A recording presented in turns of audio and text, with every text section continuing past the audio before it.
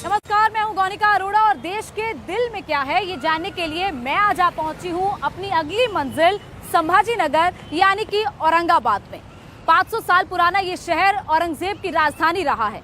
औरंगजेब ने मराठाओं के आक्रमण से इस शहर को बचाने के लिए यहाँ इस तरीके के 52 दरवाजे बनाए थे जिन्हें दीवारों की मदद से आपस में जोड़ा गया था। उद्धव गुट की शिवसेना ने प्रधानमंत्री मोदी और औरंगजेब की सोच को एक जैसा बताया, वहीं दूसरी तरफ बीजेपी ने इंडी गठबंधन को औरंगजेब का फैन क्लब बता दिया। यहाँ के लोगों के आखिर दिल में क्या है?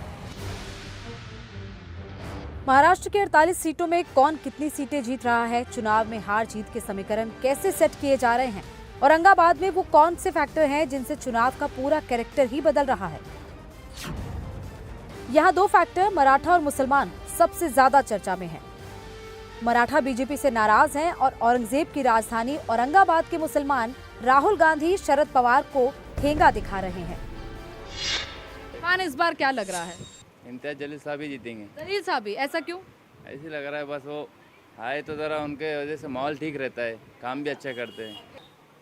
क्या इस बार चाह रहा है यहाँ का मुसलमान? इम्तियाज जलील। इम्तियाज जलील साहब। किसका मुंह मीठा कराना है इस बार? किसका मुंह मीठा कराएंगे इस बार? वो मीठा कराएंगे इम्तियाज जलील। इम्तियाज जलील का। आपने तो इतने साल के चुनाव यहाँ देखे हैं। ओ, मैं तो बोलता जो चल रहा है वो ठीक है। तो चल रहा है वो जलील साहब ठीक है। ठीक है। और मोदी जी? नहीं वो भी ठीक है, हमारे को सब सही है, हमारे कोई दिक्कत नहीं है, कोई दिक्कत नहीं है। इसका मतलब क्या है? महाराष्ट्र में मुसलमान वही कांग्रेस और महाविकास अघाड़ी का साथ दे रहे हैं जहां उनके पास मजबूत मुस्लिम कैंडिडेट का विकल्प नहीं है। औरंगाबाद में हैदराबादी भाईजान ओवैसी ने इम्तियाज जलील जैसा मजबूत विकल्प दिया तो मुसलमानों ने महाविकास अघाड़ी की गाड़ी बीच में छोड़ दी और AIMIM की बस में सवार हो गए। मतलब राहुल गांधी के लिए सिर्फ इस चुनाव में नहीं, भविष्य में भी बड़ा खतरा ओवैसी ही हैं। राहुल का मुस्लिम वोट मौका मिलते ही ओवैसी के पाले में खड़ा हो जाएगा। 48 सीटों में जो अपने आप को सेकुलर बोलते हैं, किसी ने भी एक मुसलमान को उम्मीदवार नहीं बनाया। न राष्ट्रवादी शरद पवार की बनाया, न कांग्रेस ने, न अब जो नए सेकुलर बने उद्धव ठाकरे। तो ये आप क्या मैसेज दे रहे हैं? उन्हीं के कांग्रेस नेता बोल रहे हैं कि एक करोड़ नाम है मुसलमानों के और आप दे ही नहीं रहे। तो ये भी एक बहुत बड़ा फैक्टर है। वीबी आपके साथ लड़ रहा था, इस बार वीबी आपके खिलाफ है, तो आपको लगता है वो खेल बिगाड़ सकते हैं? हम उनकी कल भी इज्जत करते थे, आज भी कर रहे हैं, इसीलिए हमने उनके खिलाफ कैंडिडेट नहीं दिया। ओवैसी भी हैदराबाद के बाद जिस एक सीट पर सबसे ज्यादा ताकत झोंक रहे हैं वो महाराष्ट्र की यही औरंगाबाद सीट है। 2019 में यहाँ हिंदू वोट बट गया था और भाईजान ने चौका मार दिया था। इम्तियाज जलील 4492 वोट से चुनाव जीत गए थे। औरंगजेब की जुबान बोलने वाले ओवैसी इस बार बड़ी बारीकी से विकास की आड़ में मुस्लिम कार्ड खेल रहे हैं। औरंगाबाद से AIMIM के कैंडिडेट मौजूदा सांसद इम्तियाज जलील के लिए इस वक्त प्रचार करने के लिए, वोट मांगने के लिए खुद अजहरुद्दीन ओवैसी पहुंचे हुए हैं। अलग अलग इलाकों में कुछ इस तरीके से पैदल यात्रा करते हुए घर घर जा रहे हैं। ओवैसी साहब इस वक्त हमारे साथ। ओवैसी साहब का पिछली बार जो अंतर था वो 4500 वोट का था। आपको लग रहा है कि वो अंतर इस बार बढ़ेगा या किस तरीके से? हाँ, अभी बहुत बढ़ेगा, क्योंकि 5 साल में औरंगाबाद की जनता ने, जिसमें हर समाज समुदाय के लोगों ने देखा कि इम्तियाज जलील ने जो काम किया है वो 20-21 साल के शिवसेना के MP ने काम नहीं किया था। तो ऑल इन ऑल देखें तो सब कुछ साथ लेकर इम्तियाज जलील ने काम करने की कोशिश की। बल्कि एक वक्त ऐसा भी आया कि औरंगाबाद में दंगे की नौबत आ गई थी, तो वो जाकर मंदिर के सामने अंदर बैठ गए। तो समझाए, अमन को बरकरार रखा। हमको एक ऐसा आदमी चाहिए जो नफरत को ना उभारे, बल्कि सबको साथ लेकर काम कर सके। इस बार भी औरंगाबाद में 3 हिंदू कैंडिडेट मैदान में हैं। शिवसेना से संदीपन राव बुमरे, शिवसेना UBT से चंद्रकांत खैरे और मराठा नेता हर्षवर्धन जाधव निर्दलीय ताल ठोक रहे हैं। तो क्या औरंगाबाद का हिंदू फिर 2019 वाली गलती करेगा या इस बार एकजुट होगा? संभाजी नगर यानी कि औरंगाबाद के दिल में क्या है ये जानने के लिए हम इस वक्त पहुंचे हैं खुलदाबाद में। खुलदाबाद वो जगह है जहां पर औरंगजेब की मज़ार है और ये जगह कई बार सुर्खियों में भी रही है क्योंकि असदुद्दीन ओवैसी 2 साल पहले यहां पर पहुंचे थे।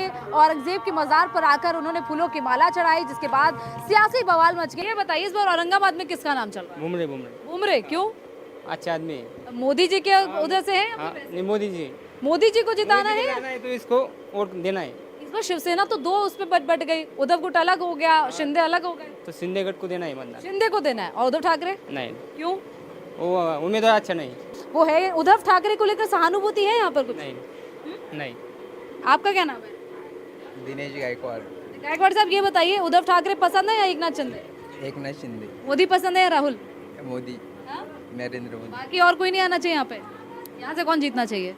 नरेंद्र मोदी। युवा क्या चाहता है? सभी इच्छा थे। मोदी जी 400 पार होंगे? राजू जी इस बार क्या लग रहा है, जोशी है? आप किस में इस बार जोश है, किस में इस बार जोश भरना है? ज़्यादा मोदी की तरफ तो ज़्यादा मोदी जी की तरफ क्यों? बहुत अच्छे काम करे हुए हैं। बाकी कोई नहीं कर रहे काम? भाई करते ना सब, ऐसे क्यों नहीं, पर जरा उनका एक जरा थोड़ा दूर की सोच उनके पास में है। जैसा तो देश के लिए बहुत अच्छा काम करते मोदी जी कह रहे 400 पार करेंगे इस बार। हैं, बिल्कुल सवाल ही नहीं उसमें। होगा। क्या इस बार लग रहा है यहाँ पर, क्या माहौल है? आपकी तो दुकान है, दुकान पर तो लोग आते जाते, चर्चा तो होती होगी। यहाँ पर माहौल अभी हम तो खुद राष्ट्रवादी के कार्यकर्ते राष्ट्रवादी जी एनसीपी एनसीपी उसमें भी किस तरफ? अजीत दादा, अजीत दादा। हम सतीश चौहान के कार्यकर्ते और हमारे यहाँ जो है तो बुमरे साहब ही चुन के आएंगे। औरंगाबाद का मुसलमान जिस तरह से ओवैसी के पीछे खड़ा है, उसी तरह यहाँ का ओबीसी और बनिया बीजेपी के साथ डटा है। औरंगाबाद में इस बार भी 2019 की तरह फाइट बहुत टाइट है। कहते हैं अगर आपको गांव को जानना है तो आपको हर उस इलाके में जाना होगा जहां पर गांव के लोग हैं, जिस तरीके से गांव के लोग रहते हैं, जिस तरीके से वो सफर करते हैं।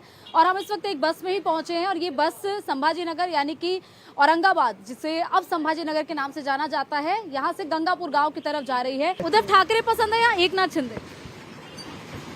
एकनाथ शिंदे अच्छा।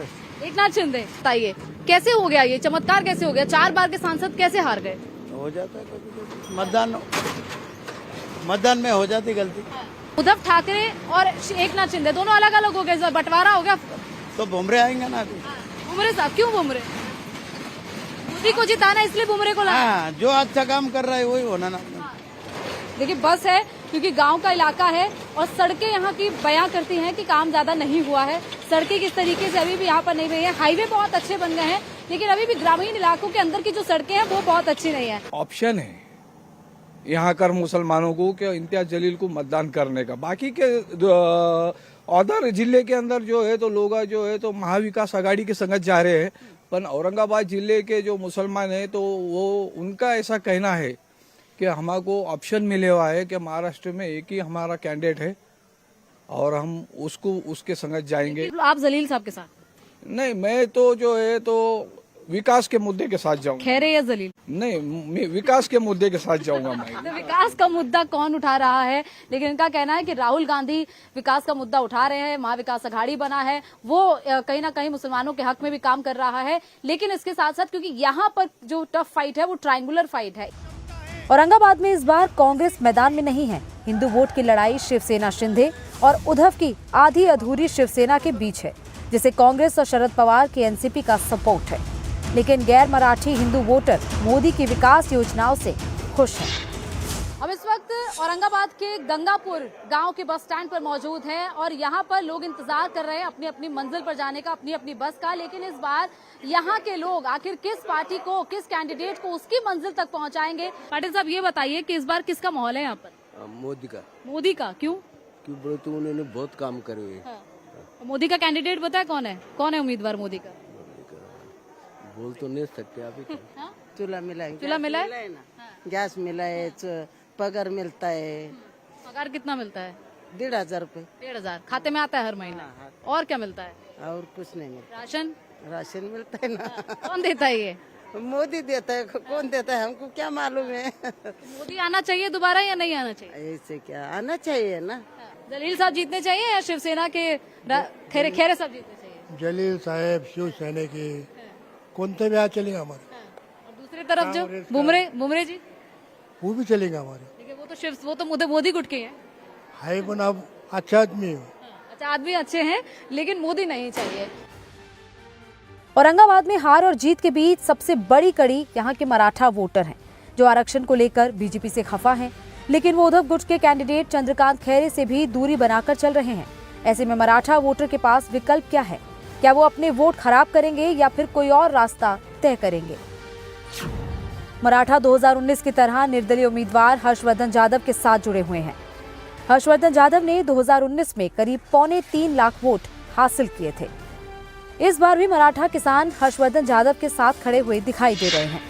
अब महाराष्ट्र के अलग अलग इलाकों में, अलग अलग गांव में जाते हैं तो आपको खेती में बहुत ज्यादा डाइवर्सिटी दिखाई देती है। हम इस वक्त एक घर में चलेंगे जहां पर किस तरीके से क्या क्या फसल जो उनके यहाँ उगी हुई है वो हमें यहाँ पर देखने को मिलेगी और जानेंगे कि आखिर यहाँ के लोग इस बार चुनाव को लेकर क्या सोच रहे हैं। और क्योंकि प्रधानमंत्री नरेंद्र मोदी हमेशा मिलेट्स की बात करते हैं कि मिलेट्स को बढ़ावा दिया जाए। महाराष्ट्र की जो पहचान है वो ज्वार और बाजरा के लिए महाराष्ट्र की पहचान है। लेकिन इस बार यहाँ पर क्या चुनाव का माहौल क्या है? इस बार कोई है नेता? जैसे यहाँ से इम्तियाज जलील हैं, उन्होंने पिछली बार चुनाव तो जीत लिया, लेकिन इस बार लगता है कि उनके लिए इतना आसान रहेगा? यहाँ के गांव के लोगों का सपोर्ट उनको है या फिर इस बार कुछ और देखा जा रहा है, कोई और ऑप्शन देखा? नहीं, अभी किसान जो है, जो हमारे छत्रपति संभाजीनगर जो किसान है, जो ये भारतीय जनता पार्टी की जो सरकार केंद्र में सेंट्रल में आई है, तब से उन्होंने किसानों के बदन पे कपड़ा भी नहीं रखा, ऐसी परिस्थिति हो गई है। किसान खाली कर्जा निकालता है, खेत में डालता है, कर्जा निकालता है खेत में, पर खेत से कुछ आता नहीं किसानों के लिए। क्या सरकार बदलनी चाहिए? कांग्रेस या इंडी गठबंधन जैसे है वो आना चाहिए? और यहाँ से कौन सांसद बनना चाहिए? यहाँ से तो ये जो दोनों भी है, चंद्रकांत जी खैरे साहब है और भुमरे साहब है, ये शिंदे गुट के, ये जो दोनों भी लोग है, ये दोनों लोग किसानों के बारे में कभी भी, आपने 20 साल खैरे साहब सांसद में बैठे पर कभी उन्होंने किसान के डेबिट में कभी भी हिस्सा नहीं लिया, ना किसानों के हक में बात किया है। वो कौन करेगा? कौन कर सकता है? इसमें तो यो हमारे अपक्ष उम्मीदवार हर्षवर्धन यादव, वो हर्षवर्धन यादव किसान के बेटा है, जो निर्दलीय उम्मीदवार है, वो हर्षवर्धन यादव, उन्होंने 526 करोड़ रुपए ये संभाजीनगर जिले के जो पीकुमा है वो झगड़ के लाए गवर्नमेंट से। कोई सोचा है इस बार की सरकार वही रहनी चाहिए जो अभी है मोदी सरकार, या इस बार बदलनी चाहिए? इस बार क्या चाह रहे हैं? हमारा भला है तो ठीक है, नहीं तो मैं फिर लेकिन मोदी सरकार के तो 10 साल देख लिया आपने, हुआ भला 10 साल? कुछ भला नहीं है। तो बदलना चाह रहे हैं? हाँ, यहाँ के जो लोग हैं उनका कहना है कि कुछ बदलाव नहीं हुआ है, कुछ चीजें, कुछ योजनाएं आई हैं, लेकिन अभी भी पूरा लाभ इन लोगों तक नहीं पहुंच पा रहा है। विधानसभा की 6 में से 5 सीटें बीजेपी और शिवसेना शिंदे गुट के पास हैं, सिर्फ 1 सीट उद्धव गुट के पास है। यहाँ का चुनाव सिर्फ ओवैसी का इम्तिहान नहीं है, ये 2 और मराठा नेताओं मुख्यमंत्री एकनाथ शिंदे और डिप्टी सीएम अजीत पवार का इम्तिहान भी है। मराठा 3 हिस्सों में शिवसेना शिंदे, शिवसेना उद्धव और निर्दलीय के बीच बंट रहे हैं। रेशम उद्योग और पैठनी साड़ी के लिए मशहूर औरंगाबाद में मुकाबला कांटे का है। हम इस वक्त संभाजीनगर यानी कि औरंगाबाद के खुलताबाद गांव में पहुंचे हैं। ये वो जगह है जहां पर औरंगजेब की मज़ार है, लेकिन उसके साथ साथ यहां पर जो सबसे खास जगह हमें देखने को मिली है वो ये है जहां पर सिल्क की पैठनी की साड़ियां बनती है। दरअसल महाराष्ट्र की पहचान, महाराष्ट्र की महिलाएं जिस साड़ी को पहनना पसंद करती हैं वो पैठनी साड़ी यहीं पर तैयार होती है। रवि जी, क्या आप कितने साल से कर रहे हैं काम? कम से कम 18 साल हो गए। हमारे को जो तो विनकर कार्ड भी नहीं मिले, तो अभी तक बुनकर कार्ड नहीं मिले? कार्ड भी नहीं मिले। बुनकर कार्ड के तहत आपको क्या मिलता है, क्या उसमें होता है? कम से कम हमारी पहचान तो मिलेगी ना। हाँ। वो भी अभी तक उन्होंने कुछ करे नहीं। हाँ। आपका क्या नाम है? जुनैद। जुनैद, आप क्या उम्र है आपकी? 20 है। इतनी कम उम्र में 22, इतनी कम उम्र में आपने ये सीख लिया। कितने साल हो गए आपको काम? 3 साल। इस बार चाह रहे हैं यहाँ पर, या लोग चाह रहे हैं कि कोई और प्रधानमंत्री बन जाए, राहुल गांधी बन जाए? नहीं, मोदी जी है। मोदी जी प्रधानमंत्री है, लेकिन जलील साहब तो मोदी जी की पार्टी से नहीं है। नहीं, औरंगाबाद के लिए जलील साहब रहे बस, और प्रधानमंत्री मोदी जी रहे। देखिए, महाराष्ट्र की राजनीति बहुत दिलचस्प है, क्योंकि यहाँ पर लोगों के जुबान पर मोदी का नाम राष्ट्र के लिए रहता है, लेकिन दूसरी तरफ यहाँ के लोकल कैंडिडेट बहुत मायने रखते हैं कि यहाँ पर स्थानीय कौन खड़ा हो रहा है, कौन चुनाव में है। सर, आपका क्या नाम है? सुनील पवार। तो खुद पवार से हैं, तो क्या इस बार ये जो पवार आपस में बट गए हैं, शरद पवार भी अलग हो गए, अजीत पवार भी अलग हो गए, तो इसका कुछ यहाँ के लोगों पर असर है? कुछ सिंपैथी है शरद पवार के टुवर्ड्स? नहीं, कुछ भी नहीं। तो इस बार क्या सोच रहे हैं यहाँ के लोग, किसको इस बार जिताना चाह रहे हैं? सर, गवर्नमेंट तो बदलती हुई नहीं दिख रही है, लेकिन कुछ उलटफेर हो सकते हैं। कुछ उलटफेर हो सकता है, जैसे मोदी जी तो कह रहे हैं 400 पार हो जाएंगे। नहीं, 400 पार के लिए कैसे जाएंगे मैम? वही 400 पार नहीं हो सकता। क्या नाम है सर आपका? मोहम्मद तालिब। तालिक साहब ये बताइए कि आप भी इसी गांव के खुलताबाद के ही हैं? जी। अच्छा, यहाँ का मुसलमान क्या चाहता है? क्योंकि अब जैसे एक कभी वीडियो आया पुणे में, कहा गया कि जो सभी मुसलमान हैं वो शिवसेना को वोट दे, कांग्रेस को वोट दे, ताकि यानी उद्धव ठाकरे को, शरद पवार को, कांग्रेस को वोट दे। क्या आप लोगों के दिमाग में भी ऐसा कुछ है? आप लोग देखेंगे कि नहीं, हमें जिसे वोट देना है हम उसी को देंगे? हम जिसे देना है हम उससे देंगे। और यहाँ पर इसी तरह यहाँ का जाति समीकरण भी बेहद दिलचस्प है, क्योंकि यहाँ पर हिंदू आबादी लगभग 69% है, मुस्लिम आबादी लगभग 22% है, वहीं बौद्ध धर्म के लोग यहाँ पर 9% आबादी में है। लेकिन इसके बावजूद 2019 के चुनाव में AIMIM के इम्तियाज जलील यहाँ से चुनाव जीत गए थे और 4 बार के सांसद चंद्रकांत खैरे को हरा दिया था। लेकिन मुसलमानों के एक तरफा इम्तियाज जलील के साथ जुड़ने से चुनाव हिंदू बनाम मुसलमान भी हो सकता है। अगर ऐसा हुआ तो शिवसेना शिंदे गुट संभाजी नगर में भगवा फहरा सकता है। जैसे शाहजहां ने अपनी बेगम मुमताज के लिए उत्तर प्रदेश के आगरा में ताजमहल बनवाया था, वैसे ही औरंगजेब के बेटे और शाहजहां के पोते आजम शाह ने अपनी मां दिलराज बानो बेगम की याद में महाराष्ट्र के औरंगाबाद में बीबी का मकबरा बनवाया था। लेकिन उत्तर प्रदेश और महाराष्ट्र की राजनीति बेहद अलग है। जहां एक तरफ उत्तर प्रदेश में राष्ट्र पार्टियों की, प्रधानमंत्री मोदी की चर्चा ज्यादा होती है, वहीं महाराष्ट्र की बात करें तो यहां पर स्थानीय पार्टियों का दबदबा है और यहां पर चर्चा लोकल कैंडिडेट्स की ज्यादा रहती है। औरंगाबाद अजंता और एलोरा की गुफाओं का इतिहास भी समेटे हुए हैं। अब देखना है कि इस चुनाव में नया इतिहास क्या लिखा जाता है।